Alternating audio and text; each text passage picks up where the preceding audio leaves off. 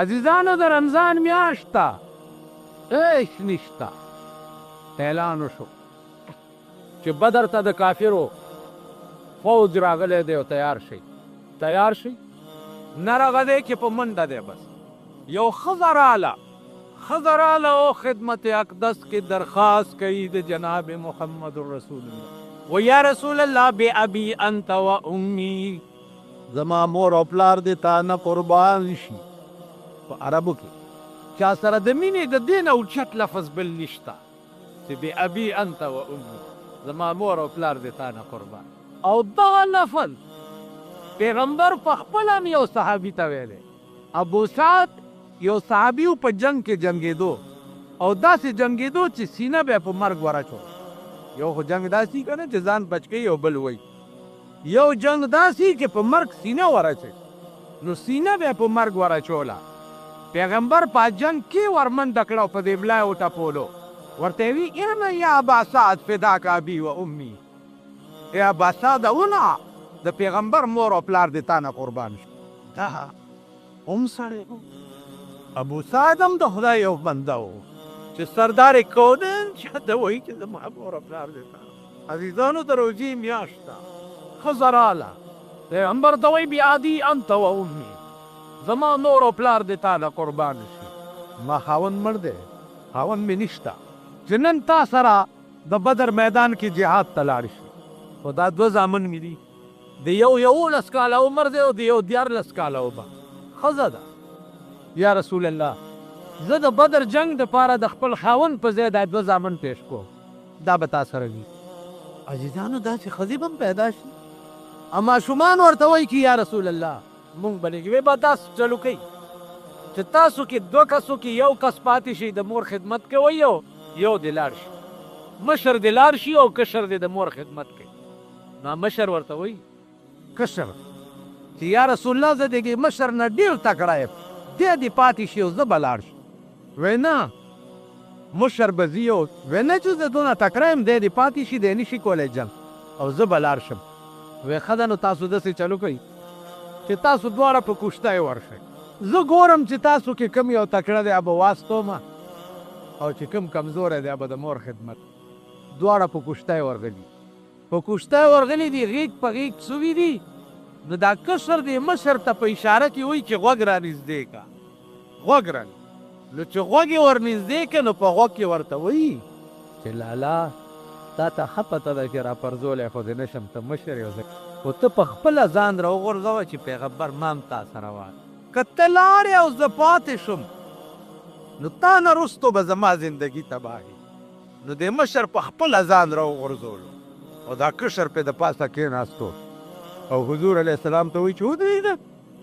زه د ده نه ډېر تکړه یم. په ملا یې دواړه پیغمبر خو دې پوه شو، په ملا یې دواړه وټپول. زه الله دې ستاسو نګهبان شي. وړې وړې تورې په لاسونو کې دي او میدان کې روان. اوس د جنگ سامان څومره دی، د جنگ سامان ته د خپل بېغیرته ملک ته ګوره. د بېغیرته دا د امبرسرو میخو برواګان چې دي دغو ته ګوره. دا د منډۍ خویان چې دي دغو ته ګوره. د خویانو غوندې په منډۍ کې خري. سامان د جنگ څومره دی. یو طرف ته د کافرو طاقت ګوره. ابو جهل سپه سالار دی د جنگ، زرګونه فوج دی، اسونه دي، تورې دي، تیر کمانونه دي، رشي دي. او دې طرف نه څه دي 313 کسان دي، 313 او په 313 کسانو 8 توره دي. 8 توره یعنی فی کس یو تورم نشته، کل 8 تورې او 2 اسونه دي. خوراک ایس نشته. چا په جیب کې کجورې ځان سره وړي. بدر کم از کم 100-150 کیلومیټر د مدینې منورې نه لرې دی. ما هغه مقام هم لیدلی دی چې کوم ځای کې جنگ شوی دی. هغه مقام مې لیدلی دی چې کوم ځای کې پیغمبر ولاړ او بیا دعا وکړه. هغه کوی هم ما لیدلی دی چې کوم کوی کې د ابوجهل لاش بیا واچولو. د مصعب ابن عمیر قبر بیا چې کوم ځای کې دی هغه ځای ته زم لاړم. دیوال ته تاو دی او د هغې په خوا کې پیغمبر ولاړ او بیا. عزیزانو که خدای اوس خو لار د مدینې بدله شوه پخوا دا زړه لار وه که هغه ځای وګورئ تاسو هغه شګې هغه کاڼي هغه غرونه هغه دشت سل میله کې یو ګز د سوري ځای نشته سل میله اړ په شکال او ګرمي او د څرمنې جامې خپو لاندې د کجورې پاڼې تړلې دا یې کېړی او د بدر میدان ته ورسېده او جنگ شروع شو پیغمبر په خپله توره په لاس کې نیولې ده او پکې ولاړ جنگ شروع دی لګیا کم صحابي چې ستړی کېږي هغه توره ترې بل اخلي او غږ شروع کړي بل چې ستړی کېږي توره ترې بل اخلي اته تورې دي او 313 کسان اندازه کوه پیغمبر چې وکتې چې دا مسلمانانو حالت خو ډېر کمزوری دی نخپیاب لخپې او سر تور چې ای پروردګار که ته غواړې چې د ځمکې په سر ستا نامې اخیستو والا څوک پاتې نه شي نو دا 314 کسان ټول قربان کا ټول شهیدان او که ته غواړې چې ستا نامې اخیستو والا د ځمکې د پاسه څوک پاتې شي نو یا الله د دې مظلومانو امداد وکړه او چې دا الفاظ یې ووایي 15,000 ملایکې د اسمان نه راغلي قرآن کې راځي که ب5,000 من الملائکة منزلین 15,000 ملایکې علما لیکي چې ملایکې په آسونو سپرې وي سپین او زیړ پټکي والي د کافر نه به سر پرېوتو ملایکه به د چا په لاس نه راتله او په دې جنگ کې دی عزیزانو ابو جهل د اس ته پاسه سور کمان کوي لګیا دی د دوه ماشومانو رامنډې کړې او د عمرو ابن عوف په خوا کې ودرېده چې دې مجلس کې هغه ابو جهل څوک څوک یې ولې یې ګورو ویل چپ د ټول جنگ کمان کوي جنگي جرنیل دی د هغه نوم علی ماشومان هلکان یې اوس که ورنږدې شي کاپیاب شي ویلا چې له ګورو ویل هغه په سپین استې سور دی ماشومانو چې معاذ او معاوض ورته وکتې وی ښه زمونږ محبوب دنه دومره تنګ دی دنه اوس یې تماشا وکړه ویل مزې ویل تماشا وکړه ورمنډې کړه هغه نه ګیر چاپېر فوج ولاړو د فوج په خپو کې ورننوته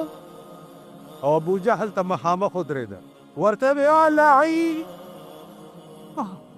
او د محمد رسول الله دشمنه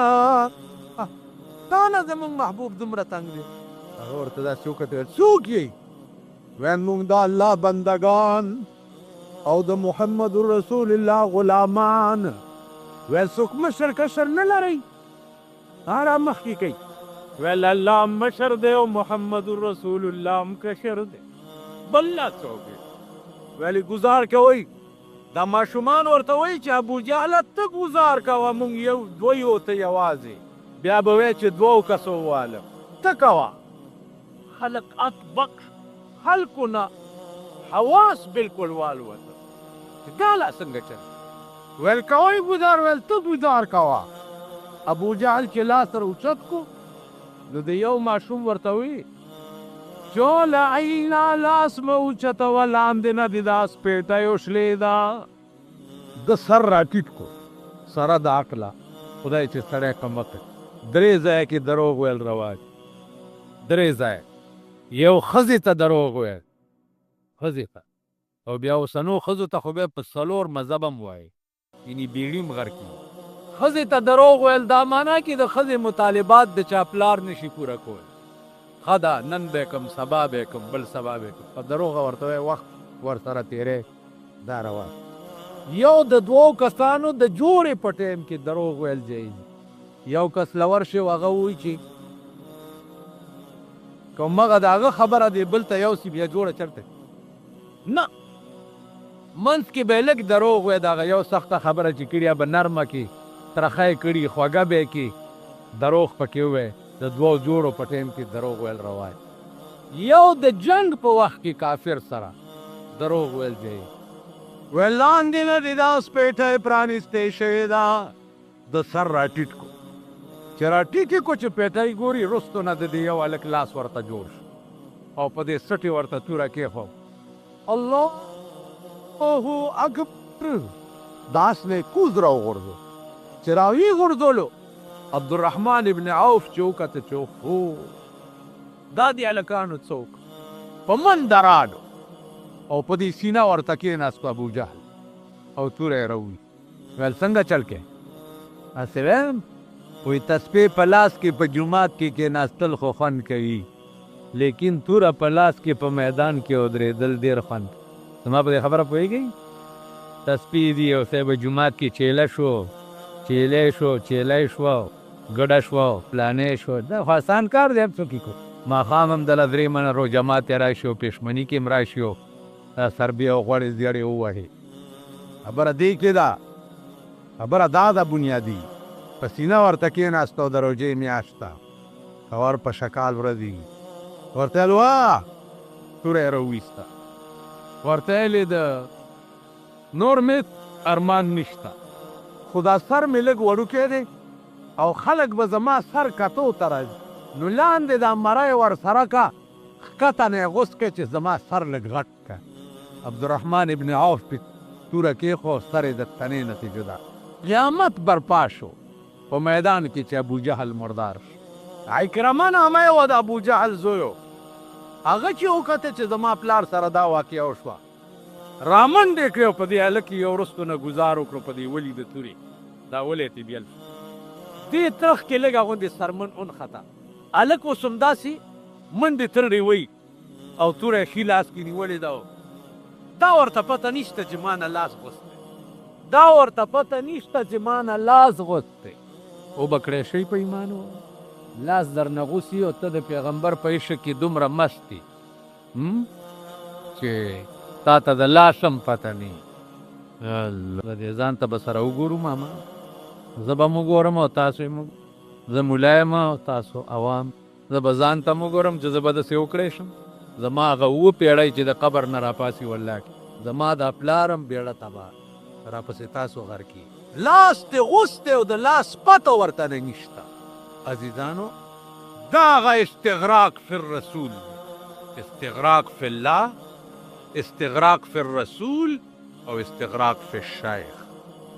استغراق دی ته وایي چې په یو شي کې داسې محوه شي چې د دې ځان هم درته پته مفتی احمد حسن صاحب پتې غوسېده په لاهور کې دا د مولانا اشرف علي تانوي رحمت الله علیه خلیفه و ډاکټرانو ویل ستا دا خپه ټوله چې ده کینسر شوې ده دا د بیخ کې غوسه و هغه یې غوسې کړې چې نشې ستنې راوړه ویل داسې دي ویل دا د نشې ستن دی ویل نه ستن به راته نه وهئ او خپه به غوسه وئ دا څنګه کېږي ویل نه به وایي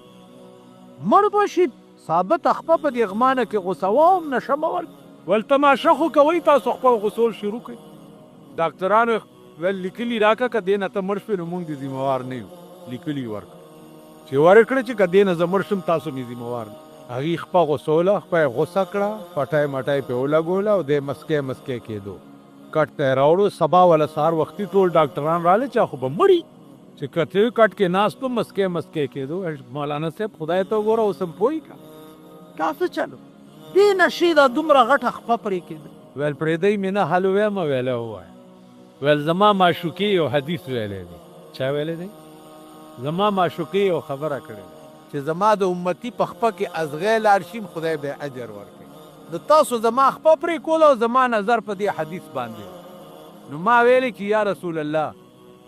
تا د ازغیم خدای ته اجر ویلی دی چې ورکوي دی نو ما نه خو ثابته خپه غوسېږي چې ما له بله ته راکړي زما نظر په دې و تاسو خپه پرې کړي په خدای مې د قسمي که پې پوه شوی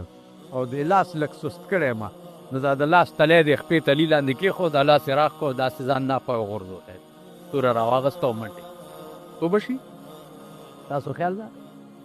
عزیزانو عرض مې دا و چې روژه او د اړ په شکال میاشت او پېشمنې په څه کړی و د شپې پېشمنې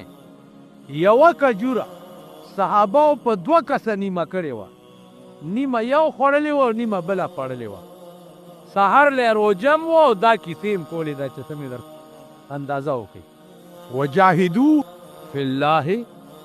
حق جهاد دی قرآن چې د جهاد لفظ ویلی دی هغه دا د دې پښتو ترجمه دا ده چې تسبیح په لاس کې په جومات کې کېناستل خو خوند کوي لیکن توره په لاس کې په میدان کې ودرېدل ډېر په دې روژه کې سردار کونین په خپله په میدان کې ولاړو او د هر په شکال خولې ته بېدې او د جنگ کمان یې کو. تاسو خیال را نو عزیزانو په دې غاویره نه شي چې تاسو تراویح وکړي. غرق یې غرق خدایم غرق ډبل بیډ هغې ته وایي چې دا ساربه پکې سملي. ډبل بیډ دا معنا چې هغه امبرسری میخ هم ورسره یو ځای پکې سملي، هغې ته ډبل بیډ وایي. هغې کې فوم پروت وي چې داسې پکې سملي چې ډوب شي لاندې لاړ شي، دې ته ډبل بیډ وایي. ښه شیخه نو ما ورته وایي چې فلاني خان به د دېګا لا ډبل بیډ کې پرېږدي، ډېر ستړی شو نن په دې الیکشن کې. ویل مونږ بنګلې ته نږدې نه پرېږدي، نو مال هغه کور دې وران شه چې اتته کې اوسېږي. نن دې ټوله ورځ ځان د شلولو هغه دپاره دېګا دې په خپل کټ کې یوې شپې ته نه پرېږدي. د سرمایهدارو دپاره ځان شلوئ او نورې شلوئ او نورې شلوئ، او والله که دې په کوڅه کې د سپي غوندې هم پرېږدي. دا په کونهو غوږونو واورئ، د سپو تجربه هم په 15 کاله کې ونه شوه چې دې سرمایهدارو د سپو غوندې تاسو استعمال کړئ، او دې په بنګلې په دروازه کې د سپي غوندې ولاړې څوکیدار دې دننه نه پرېږدي. قربانېږه د هغه ذات نه چې د چا دروازه 24 ګنټې تا ته کولاو. دا ځای د چا دی چې دا تاسو پکې اوس په دې پوهېږئ چې نن په جمعة الوداع کې تاسو راغلي یئ، تاسو له څه میلاو شو؟ دا پوهېږئ تاسو هغه زنطلاقو سره چې ګرځئ خو درته د زوی چپلاسیتوب هم نه میلاویږي که نه؟ که میلاویږي سین مرچکې په ټوله روژه کې په 100 روپۍ کیلو. موږ ړانده شو په شین مرچکي پسې په ټوله روژه. دا غټ مرچکي په 80 روپۍ کیلو. رو که نو سره باټینګڼې ګوره پلانې دا د جوکې غوندې شکل چې د بینډی دغه یې ګوره کرک چانه. نو دنیا کې درته بینډی میلاو نه شو او نه شین مرچکې او منډې دې وله څومره والي. په دې 100 ورځو خوارۍ کې تاسو ته پته ده چې نن ورځ تاسو ته څه میلاو شو؟ نن رسول الله صلی الله علیه وسلم فرمایي چې من صامه څنګه دي الفاظ ایمانم و احتسابا، من صام رمضان ایمانم و احتساب. چا چې د رمضان روجې ونیي نو د رمضان په آخري ورځ د هغه دومره ګناهونه معاف شي لکه د سمندر زګ چې دی. نن تاسو ته دا خطاب میلاو شو د سمندر د زګ عمره ګناهونه که نن تاسو کړي و الله ټول درته معاف. د 100 ورځو په خوارۍ کې الله د 11 میاشتو د سمندر عمره ګناه در معاف کړه، او د ټول عمر په خوارۍ کې د زوی چپړاسیتوب درته میلاویږي نه میلاویږي. اوس اندازه کوئ چې تلل د خان کور ته پکار دي او که تلل د خدای کور ته پکار دي. هر په شکال ورځې دي پکې نشته، واوره نشته، ایر کنډیشن نشته، فریج نشته، اچار نشته، سموسې نشته، کیر نشته، پنیر نشته، کباب نشته، هیڅ نشته. تاسو د خپل ماښام رو جماعت دي ته کتلي دي؟ دا هېڅ نشته. که خیر غواړي او سوال کوي که نه د هغه رو جماعت یم چې ماښام وګورئ نو موږ له ښایي اچار او چټنیانې او موله یې پرې کړي او بل څه بلا ورته وایي ډېر څیزونه یې چې یو ځای کړي. نه څه خاص لفظ ورته صلاح دا ګن بلا یې ټول جوړ کړي یو صاحبه کاشوغې پکې پرتي یو. دا هېڅ نشته هېڅ. او ورځین وي د هر په شکال او جامې هم اغوستې دي د څرمنې، پڼې هم نشته په خپو، د کجورو پاڼې خپو لاندې تړلي. بیا د عربستان ګرمي او هغه شګې او په هغې کې خپیاب له روان او د څرمنې جامې اغوستې. اعلان وشو چې جهاد دپاره تیاری وکړئ. ستا په پاکستان کې 45 کاله وشو چې اعلان شوی دی د کشمیر د غزا. 45 کاله په 45 کاله کې پاکستان 1.5 انچه کشمیر وانغستو د هندوس. 1.5 انچه کشمیر دی. هغه ورځ سړي رالی د انصار الله ډله ده کشمیر له چندک او غزا دپاره. یاره داسې ورېږدل چې ما چې دې خولې ته سکون ونیسم چې یو غاښې په دې خوله کې زما څه کار دی چې زه به کشمیر له چندې ورکوم او غزا. دا د پاکستان فن چې کوم دی دا د بېنظیرې د میړه د نوي چینل دپاره دی چې په دې شنټینه باندې شروع کړی دی.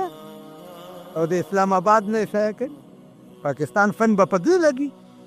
او زه به د کشمیر د غذا لپاره چندې ورکوم زه مال روانېږم ماما خو بله دکانداري به دې نه دا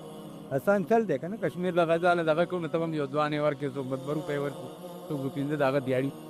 پام کوئ چې دی لانه ورنکړي پام تا د ملک فن په آرامتوب او ډمتوب او کنجرتوب لګي او د ملک او د دین او د اسلام خبره د پیښه شي هغې لګي بیا خیراتونه پکې غواړي او چندې دې غواړي